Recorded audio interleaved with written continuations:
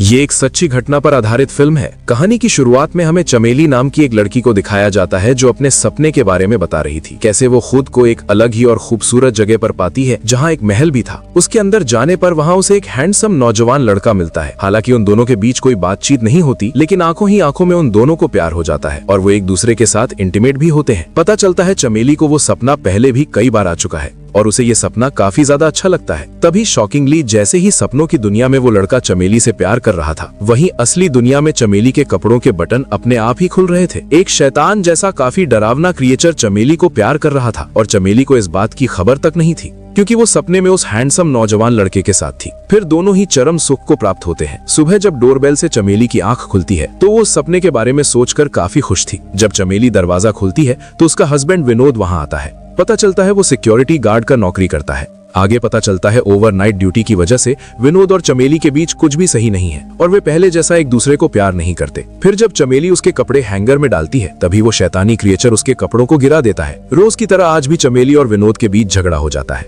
क्योंकि चमेली काम से थक कर आती है और उसके लिए खाना भी बनाती है, लेकिन विनोद कभी कभी बाहर से खाकर आता है जिस वजह से खाना खराब हो जाता है। आज उसने उसके लिए खाना नहीं बनाया था तो विनोद भी भूखा ही सो जाता है। अगले सुबह चमेली दोनों के लिए ब्रेकफास्ट तैयार करती है। उन दोनों के बीच कुछ भी सही नहीं चल रहा था, जिस वजह से वो परेशान थे। फिर वो अपने काम पर चली जाती है, लेकिन काम में भी उसका मन नहीं लग रहा था। वहाँ बबीता नाम की उसकी एक सहेली थी जो उसका उतरा हुआ मुंह देखकर समझ जाती है कि उनके बीच फिर से झगड़ा हुआ होगा। ब्रेक के दौरान वो दोनों इस बारे में बात करते हैं। पता चलता है उनके शादी को 3 साल हो गए हैं और धीरे धीरे उनके बीच का प्यार फीका पड़ चुका है। बबीता उसे समझाती है कि ये हर किसी के साथ होता है। जैसे वो पहले विनोद से मिला करती थी वो भी वैसे अब पेश नहीं आ रही है, इसलिए इसमें दोनों की गलती है और उन्हें ही अपने रिश्ते को सुधारना होगा। उन दोनों के बीच काफी समय से प्यार भी नहीं हुआ था, तो बबीता उसे सज धज कर विनोद के लिए तैयार रहने को कहती है। चमेली इसके लिए मान जाती है। वहीं विनोद को भी उसका दोस्त समझाता है कि उसे विनोद को वक्त देना होगा, नहीं तो उनका रिश्ता टूट जाएगा। आज भी विनोद देर से पहुंचा था, लेकिन चमेली ने उसके लिए डिनर तैयार किया था और वो उससे अच्छे से बात भी कर रही थी। आज उन दोनों की आंखों में एक दूसरे के लिए प्यार नजर आता है और वे करीब आते हैं। तभी घर की लाइटें फ्लिकर करने लगती हैं। वो भूत चमेली के पीछे था और वो भी उसे पीछे से प्यार कर रहा था, लेकिन इस बात की खबर विनोद और चमेली दोनों में से किसी को नहीं थी। अगली सुबह विनोद और चमेली दोनों काफी खुश थे। विनोद चमेली से माफी मांगता है और कहता है आगे से वे दोनों ऐसे ही हंसी खुशी से अपनी जिंदगी जिएंगे। चमेली भी मान जाती है। आज चमेली अपने काम के बाद अपनी छोटी बहन रूपा से मिलने जाने वाली थी। इतने दिनों बाद आज विनोद स्कूटी से चमेली को काम पर छोड़ आता है। ये देख बबीता भी खुश थी। चमेली खुशी खुशी काम कर रही थी, तभी उसे एक बॉक्स के ऊपर एक फूल दिखाई देता है। जैसे ही वो उसे उठाने वाली थी कोई और आदमी उसे उठा लेता है। जब चमेली देखती है तो वो दंग रह जाती है। ये तो वही आदमी है जो उसके सपने में आया करता है। वो चमेली की तरफ बढ़ने लगता है। इसी दौरान जब चमेली वहां लगे एक शीशे में देखती है तो उसके पैरों तले जमीन खिसक जाती है। शीशे में वो हैंडसम आदमी एक डरावने शैतान के रूप में दिखाई दे रहा था। फिर चमेली डर के भागती हुई वॉशरूम में आ जाती है। उसे उल्टी होने लगती है और वो शैतान वहां भी आ गया था। कुछ ही समय में बबीता वहां पहुंचती है और उससे पूछती है कि क्या वो ठीक है, लेकिन चमेली उसे कुछ नहीं बताती और वहां से जाने लगती है। जाहिर सी बात है वो सपने वाली बात किसी को कैसे बताएगी। वहीं जब बबीता बेसिन में देखती है तो वो हैरान रह जाती है। चमेली ने खून की उल्टी की थी और उसमें कीड़े भी थे। वहीं चमेली अपनी छोटी बहन रूपा से एक रेस्टोरेंट में मिलती है। उनके बीच बातचीत होती है और पता चलता है कि रूपा का भी अपने बॉयफ्रेंड के साथ रिश्ता अच्छा नहीं चल रहा है। चमेली उसे वही बातें समझाती है जो बबीता ने उसे समझाई थी। रूपा मान जाती है कि वो राजू के साथ अपने रिश्ते को बेहतर करने की कोशिश करेगी। जब चमेली अपने माता पिता के बारे में पूछती है तो रूपा कहती है कि वे अपने पोता पोती का मुंह देखना चाहते हैं। ये सुन चमेली निराश हो जाती है, क्योंकि वो माँ नहीं बन पा रही थी और इसके लिए दवाइयाँ भी ले रही थी। वहीं जब विनोद ड्यूटी के बाद जा रहा था तभी वो चमेली को देखता है। वो उसके पीछे जाने लगता है और देखता है चमेली वहां खड़ी थी और वो प्रेग्नेंट लग रही थी। वो चिल्ला रही थी मानो खड़े खड़े ही बच्चे को जन्म दे रही हो। ये देख विनोद बुरी तरह डर जाता है और अगले ही पल चमेली एक बच्चे को जन्म देती है जो इंसान का नहीं बल्कि शैतान का बच्चा था। वो बच्चा काफी डरावना और खतरनाक लग रहा था। ये मैं दिखा भी नहीं सकता, नहीं तो ये वीडियो डिलीट हो जाएगा। फिर चमेली उसे देखकर एक डरावनी मुस्कान दे रही थी। वो शैतानी बच्चा विनोद की तरफ बढ़ने लगता है और विनोद डर के मारे भागने लगता है। तभी वहां उसका साथी आ जाता है। वो विनोद को डरा हुआ देखता है और उधर जाकर चेक करता है, लेकिन वहां कुछ नहीं था और ये देख विनोद डर के मारे वहां से भागने लगता है। फिर घर आने के बाद विनोद सहमा हुआ था। चमेली के पूछने पर वो इसे बस एक छोटा सा हादसा बताकर टाल देता है और उसे दवाई देता है। सोते वक्त जब विनोद चमेली को छूने वाला था तो उसे फिर से वही शैतानी बटका दिखाई देता है, जिससे वो चुपचाप सो जाता है। अगली सुबह उन्होंने एक आंटी को मसाज के लिए बुलाया था, क्योंकि चमेली थकान महसूस कर रही थी।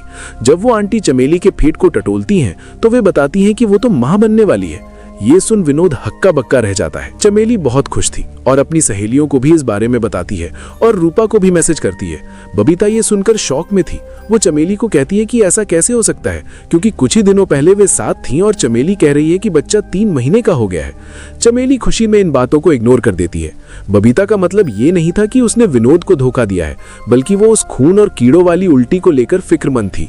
वहीं विनोद का दोस्त उसे सलाह देता है कि मसाज वाली की बात पर यकीन करने के बजाय उसे चमेली को डॉक्टर को दिखाना चाहिए। वहीं ड्यूटी के दौरान पार्किंग लॉट में विनोद को फिर से बच्चे के रोने की आवाज सुनाई देता है। तभी वो शैतानी बच्चा, जो अब थोड़ा बड़ा हो गया था, वो विनोद की तरफ बढ़ने लगता है, तो विनोद डर कर वहां से भाग निकलता है। अगले दिन वे डॉक्टर के पास जाते हैं, लेकिन अल्ट्रासाउंड के बाद डॉक्टर बताती है कि वो प्रेग्नेंट नहीं है।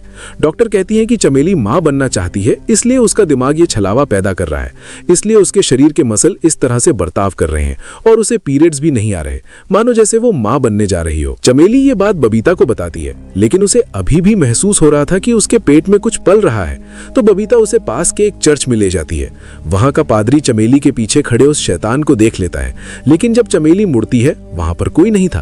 फिर वो उस पादरी को अपना प्रॉब्लम बताते हैं, तो वो पादरी कहता है वो प्रेग्नेंट नहीं है, लेकिन कुछ ऐसे शैतान मौजूद हैं जो पति पत्नियों के बीच में दरार डालने के लिए वो लड़कियों के सपने में आते हैं और उनके साथ गंदे काम करते हैं, और ऐसे ही वक्त के साथ पति पत्नियों के बीच में झगड़ा होना शुरू हो जाता है। लेकिन चमेली का कहना था भले ही वो उसके बातों पर यकीन ना कर रहे हो, लेकिन उसके पेट में सच में उसका बच्चा है और वो वहां से जाने लगती है, तो वो पादरी भी उसे नहीं रोकता। फिर वो दोनों ही चमेली के घर आ जाते हैं और कुछ समय बातचीत करने के बाद बबीता वहां से जाने लगती है। लेकिन तभी रास्ते में बबीता को एक बिल्ली का बच्चा मिलता है, तो वो उसे रोड के साइड में रख देती है, क्योंकि रास्ते में कोई भी उसे कुचल सकता है। फिर वो वहां से जाने लगती है, लेकिन उसे लगता है वो बिल्ली का बच्चा उसका पीछा कर रहा है, और वो जैसे ही वहां देखती है वो बिल्ली का बच्चा वहां पर नहीं था।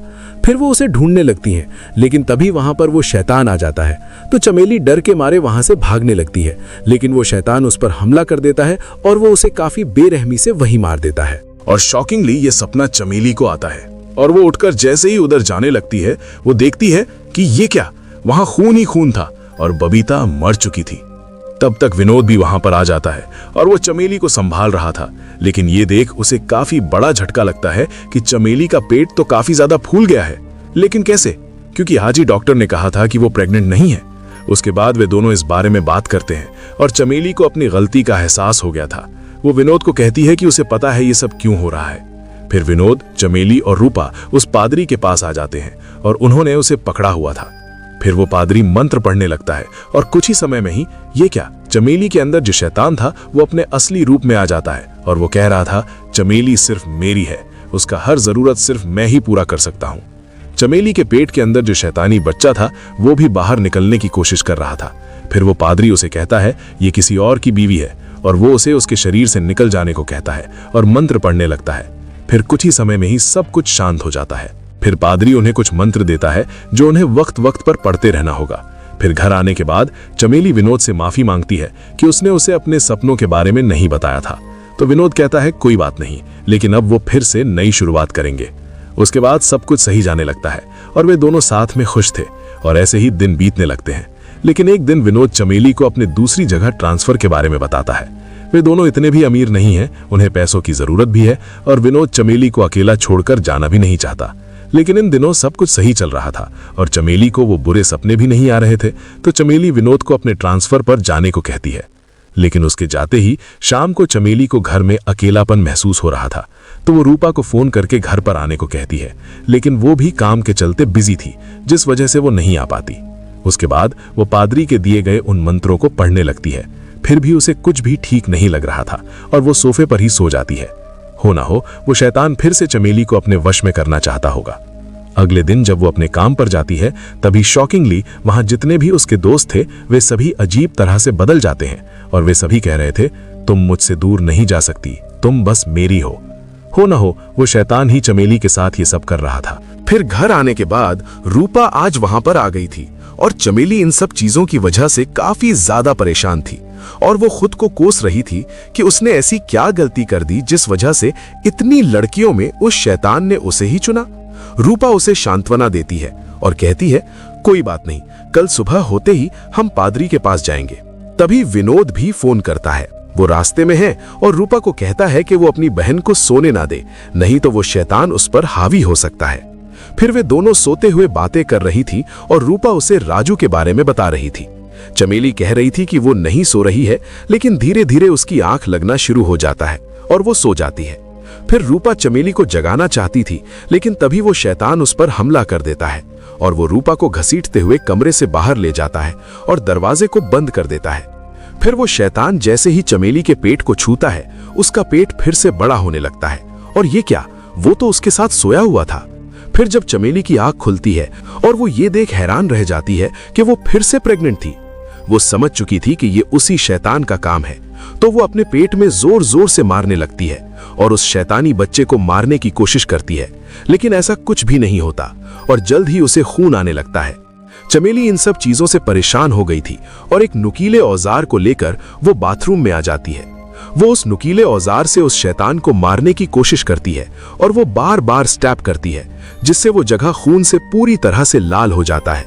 फिर भी चमेली नहीं रुक रही थी और उसके वहां से काफी सारे कीड़े भी निकलते हैं। फिर उसका पेट कम हो जाता है, लेकिन कुछ ही समय बाद ये क्या, उसका पेट फिर से बड़ा हो जाता है। फिर कुछ ही समय में विनोद वहां पर पहुंच जाता है और चमेली उसे बाथरूम के अंदर बेहोश मिलती है। फिर रूपा को भी होश आ जाता है। फिर वे उसे पादरी के पास ले आते हैं, जहां काफी सारे लोग मौजूद थे। उन्होंने चमेली को बीच में बांध दिया था। फिर वो पादरी मंत्र पढ़ने लगता है। वहीं जब चमेली की आंख खुलती है तो वो खुद को उस सपनों की दुनिया के उस महल में पाती है। वो वहां से निकलना चाहती थी, लेकिन तभी उसके सामने वही शैतान आ जाता है। तो वो वहां से भागकर निकलना चाहती थी, लेकिन वो शैतान उसे पकड़ लेता है और वो उसे चोट पहुंचा रहा था। वहीं असली दुनिया में वो पादरी और सभी लोग मंत्र पढ़ रहे थे और कुछ ही समय में वो शैतान मंत्र की वजह से चमेली से बाहर आने लगता है। चमेली का काफी बुरा हाल था और वो ये सब रोकना चाहता था और वो उन्हें डराने की कोशिश भी करता है, लेकिन वो पादरी मंत्र पढ़ना बिल्कुल भी नहीं रोकता। वहीं सपनों की दुनिया में वो उसे जान से मारने की कोशिश कर रहा था। विनोद उसे कहता है कि उसे भगवान पर विश्वास रखना होगा और वापस आना ही होगा, क्योंकि वो भी उसे मां बनते हुए देखना चाहता है। वहीं सपनों की दुनिया में चमेली काफी ज्यादा संघर्ष कर रही थी और वो उन दोनों की शादी के वक्त को याद करती है। फिर वो उस मंत्र को पढ़ने लगती हैं जो पादरी ने उन्हें दिया था, जिससे वो शैतान कमजोर पड़ने लगता है। फिर कुछ ही समय में वो महल टूटने लगता है और सब कुछ टूटकर पूरी तरह से डिस्ट्रॉय हो जाता है, लेकिन उससे पहले ही चमेली वहां से बाहर निकलने में कामयाब रहती है। वहीं असली दुनिया में फाइनली चमेली को होश आ जाता है और सब कुछ नॉर्मल था। फिर विनोद और रूपा उसे गले से लगा लेते हैं। फिर हमें 6 साल बाद के वक्त को दिखाया जाता है। अब चमेली और विनोद का एक बच्चा भी है, जिसका नाम नरेंद्र मोदी है, और वे सभी काफी ज्यादा खुश भी है। इसी के साथ ये कहानी खत्म हो जाता है। आपको स्टोरी कैसा लगा कमेंट सेक्शन में जरूर बताना। Thank you so much.